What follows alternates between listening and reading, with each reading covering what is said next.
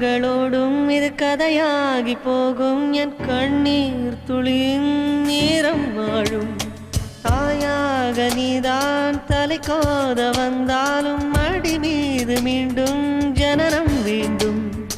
என் வாழ்க்கை நீ இங்கு தந்தது அடி உன் நாட்கள் நான் இங்கு வாழ்வது காதல் இல்லை இது காமம் இல்லை இந்த உறவுக்கு உலகத்தில் பெயரில்லை